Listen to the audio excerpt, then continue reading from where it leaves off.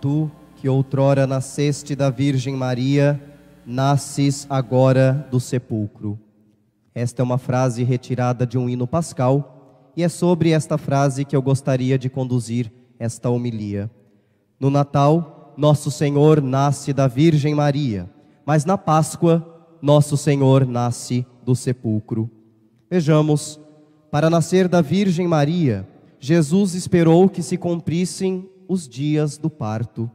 Esperou que os meses se completassem inteiramente. Desde a Anunciação até o dia do Natal, Jesus espera no ventre da Virgem Maria. Mas, para nascer do sepulcro, teve pressa e não esperou os dias e as noites, mas ele cortou pelo meio os dias e as noites.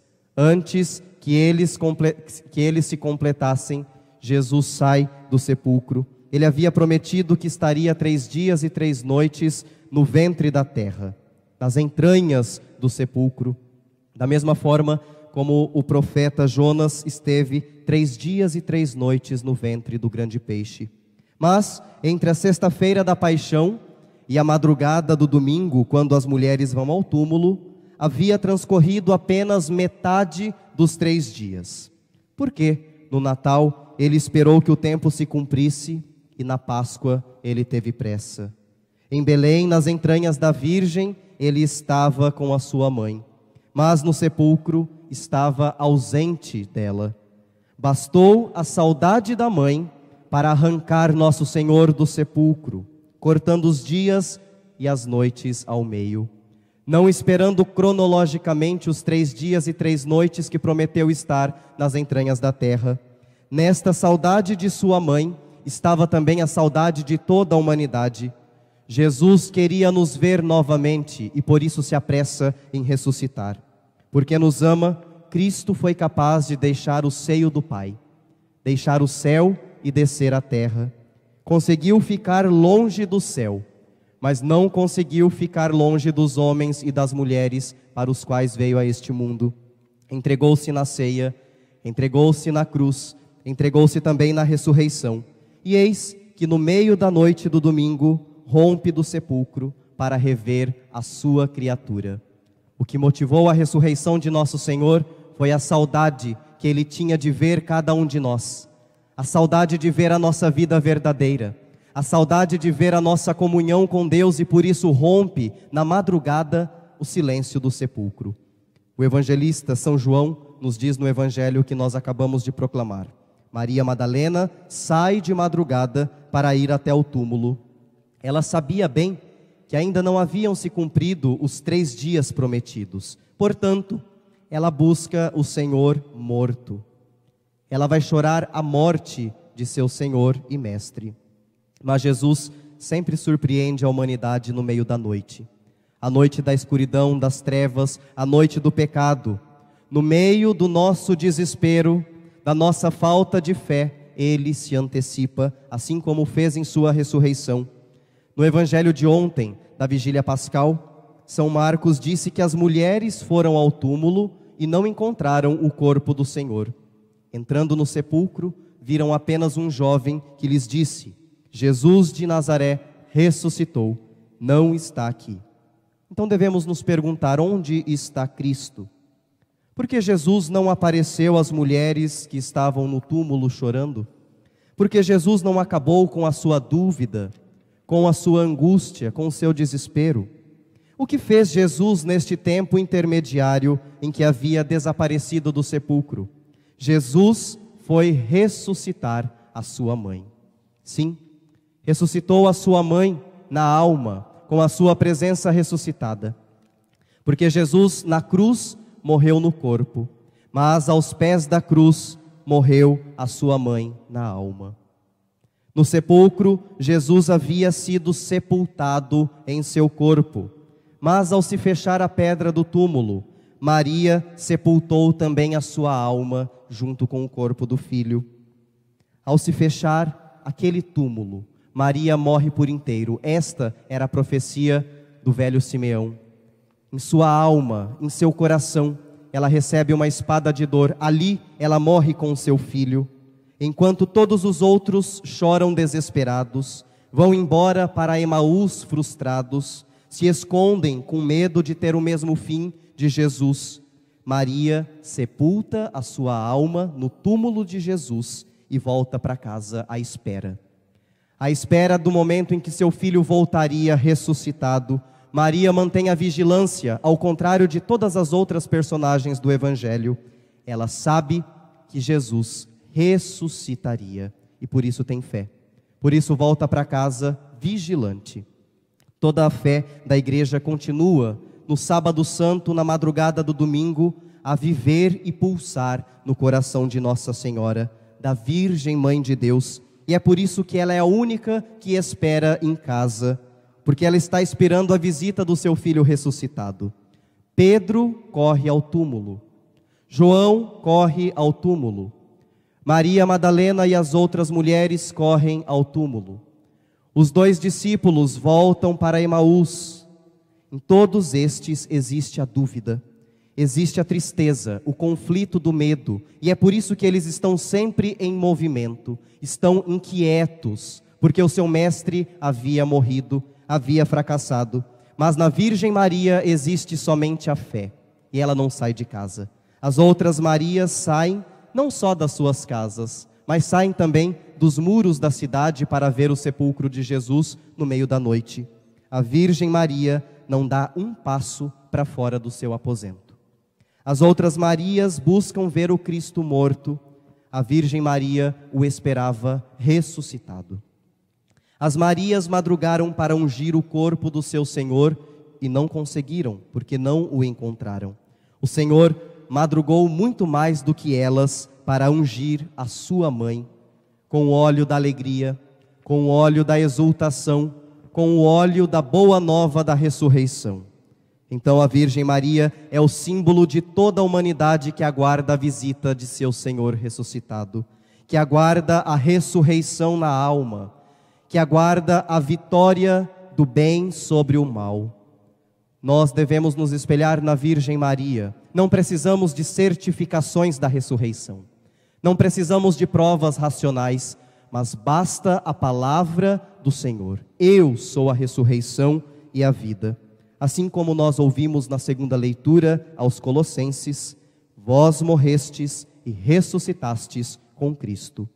Então, assim como Maria, nós devemos morrer com Cristo, ser sepultados com Cristo, ressuscitar com Cristo. E isso Jesus nos faz mediante o batismo. Nas águas batismais, nós somos sepultados com Ele para ressurgir para uma vida nova.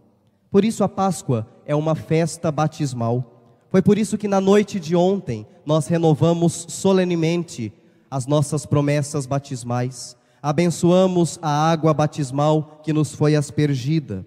Fazemos isso na vigília da noite santa da Páscoa, para nos lembrar que Páscoa é o batismo na vida nova. Páscoa é ressurgir para a vida de Deus, a vida de Cristo. Então respondamos àquela pergunta inicial: onde está Jesus após a ressurreição? Está visitando todos os batizados, assim como visitou a sua mãe, renovando em nossos corações de discípulos a promessa da vida eterna, a esperança de dias melhores, a esperança da vida do céu que nos foi dada mediante sua paixão, morte e ressurreição. Está ressuscitando as nossas almas, se nós permitimos que Ele nos encontre. Não busquemos nosso Senhor no túmulo, mas vivamos da fé, como Maria. Não vivamos a Páscoa como os insensatos que não acreditam em Deus, que não acreditam em sua ressurreição. Cada vez mais nós vemos questionarem a ressurreição de Cristo, porque precisam de provas matemáticas, precisam de revelações científicas. Filósofos, ateus, políticos se perguntam sobre a morte de Deus. Como é possível que Deus exista se há tanto mal no mundo? Com tanta injustiça, como é possível crer em Deus em nosso século? Querem tirar Deus do horizonte da vida humana. Querem tirar a adoração devida a Deus do horizonte da vida humana. E nós cristãos não podemos deixar este absurdo. Nós precisamos proclamar com a nossa voz e com a nossa vida: Cristo vive, e nós acreditamos pela fé. pela fé que nos foi dada em nosso batismo, pela fé que em cada Páscoa é renovada em nosso coração.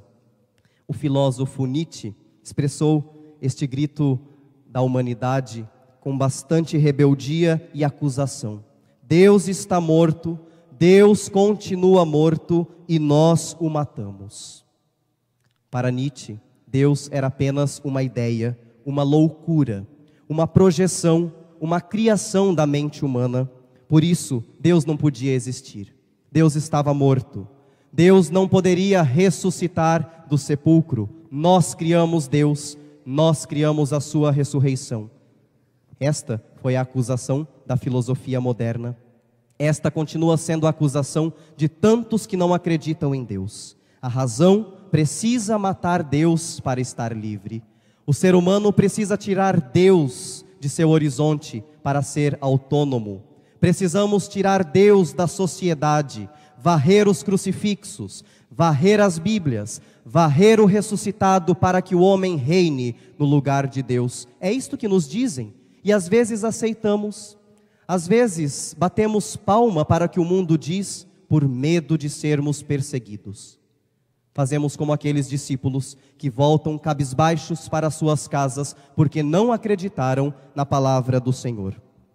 Na paixão, nós cristãos também meditamos sobre a morte de Deus, sobre o aparente fracasso de Deus. Deus desceu à mansão dos mortos, ou seja, entrou no mais profundo da experiência da morte. A pedra do sepulcro trancou o corpo morto de Deus. O Pai não salvou o seu Filho da cruz, não o livrou da morte. A fé parece desmascarada como fanatismo, como loucura. No momento em que sepultam nosso Senhor, a fé aparece como uma criação humana. De que adiantou seguir Jesus, se no fim ele acabou como um fracassado? Os discípulos sentem um vazio congelante em seu coração. Voltam para suas casas cheios de angústia e de vergonha. De vergonha por terem colocado a sua confiança num homem que fracassou. Deus morreu e nós o matamos, nos diz a filosofia. Mas se nós interpretamos esta frase num viés de fé, se nós invertemos esta frase, sim, ela se torna verdadeira. Deus morreu e nós o matamos. Nós matamos a Deus quando não acreditamos em sua palavra, mas pedimos provas. Quando nós não quisemos seguir os passos de Jesus, nós o sepultamos com o nosso contra-testemunho, que faz com que aqueles que não acreditam em Deus, tampouco vejam Deus em nossas atitudes. Não vem Deus, mas vem o nosso desamor, vem o nosso contra-testemunho, a nossa falta de solidariedade, e por isso continuamos a matar a Deus com o nosso contra-testemunho. Sepultamos a Deus com a nossa fé superficial, que se demonstra uma piedade sem conteúdo, uma religião apenas por costume, católico apenas de censo, apenas de IBGE, que não vive a sua fé. Continuamos sepultando Deus, com a nossa piedade sem comprometimento e sem coerência de vida. Pela falta de fé, o nosso mundo, queridos irmãos e irmãs, se tornou um grande sábado santo, o grande dia do silêncio sem a Páscoa da ressurreição. Nosso mundo parou no sepultamento de Deus, na ausência de Deus, no fracasso de Deus. Parece que Deus dorme enquanto o mal destrói o mundo, enquanto o mal ceifa vidas inocentes. Parece que Deus dorme enquanto aqueles que nós amamos morrem numa fila de UTI. Parece que Deus dorme enquanto o desemprego e a fome chegam nas portas das nossas famílias, das nossas casas por causa da pandemia. Parece que Deus está morto enquanto a fé de muitos começa a esfriar pelo fechamento de nossas igrejas. Parece que Deus está morto enquanto a esperança em dias melhores parece ser destruída dia após dia por tantas notícias de morte, tantas notícias de destruição e de violência. Esta foi a experiência dos discípulos enquanto Jesus dormia na barca no meio da tempestade. Tudo está para afundar. Tudo parece afundar e Deus dorme. Deus está ausente, sepultado, silencioso. Esta é a acusação que fazem a nós cristãos. É isso que jogam na nossa cara. Como Deus pode estar vivo e ressuscitado se tanto mal existe no mundo? E se esquecem do drama da liberdade. Se esquecem que Deus criou a liberdade como um dom, como um presente, e respeita a nossa liberdade, até mesmo para o mal. Continua iluminando a nossa consciência para que nos convertamos, e foi por isso que passamos por uma quaresma antes da Páscoa. Deus nos chama a uma mudança de vida, mas respeita a nossa escolha. A escuridão do Sábado Santo não dura muito. Jesus se apressa em sair do túmulo, em ressuscitar, para ressuscitar também a alma de seus fiéis, para rever a sua criatura. O Papa Bento XVI nos disse que o mistério mais obscuro da fé, que é a morte de Deus, é ao mesmo tempo o sinal mais claro da esperança. Então a morte de Deus é o sinal mais obscuro da fé e mais claro da esperança. Deus tinha que morrer para os homens, para que vivesse neles. Morrer para eles, para que vivesse neles. Deus precisou morrer para nós, para viver em nós. Na Eucaristia, em sua palavra, na igreja, em nossa consciência. Era preciso destruir a imagem errada que nós criamos de Deus. Era preciso transformar a consciência dos discípulos a partir de uma fé que se manteve pura. E é por isso que hoje nos voltamos à Virgem Maria, a mulher por excelência da ressurreição, do Senhor ressuscitado, aquela que acreditou, aquela que ressuscitou na alma junto com o seu Filho. Ela não precisou ir ao túmulo, não precisou ver o sepulcro vazio como os outros, porque ela acreditava nas palavras de seu Filho, sem ver, sem comprovar, sem ter provas materiais. Peçamos então a ela que o nosso mundo saia do grande Sábado Santo, o grande dia da angústia e do silêncio, para passar para o domingo da Páscoa. Nosso mundo precisa da luz da Páscoa, precisa de um raio de Páscoa sobre as situações de morte, sobre a descrença, sobre a falta de solidariedade, sobre a falta de vida. Esta pandemia precisa de um raio de Páscoa, e isso passa pela nossa responsabilidade, pelo nosso comprometimento verdadeiro com a vida, a partir de tudo, a partir de Deus. Acima de nossa vida humana está Deus. Se honramos a Deus, honramos verdadeiramente os seus filhos e filhas. Que nós rompamos o silêncio do Sábado Santo para gritar neste domingo pascal: aleluia! O Senhor vive verdadeiramente e nos dá uma vida nova. Que proclamemos que a vitória de Deus é também a nossa vitória. Saudemos então a Virgem Maria, a mulher do Cristo ressuscitado, aquela que acreditou em seu Senhor. Rainha do céu, alegrai-vos, aleluia, porque aquele que merecestes trazer em vosso seio, aleluia, ressuscitou como disse, aleluia. Rogai por nós a Deus, aleluia. Regina Caeli, letare, alleluia, quia quem meruisti portare, alleluia, resurrexit, sicut dixit, alleluia.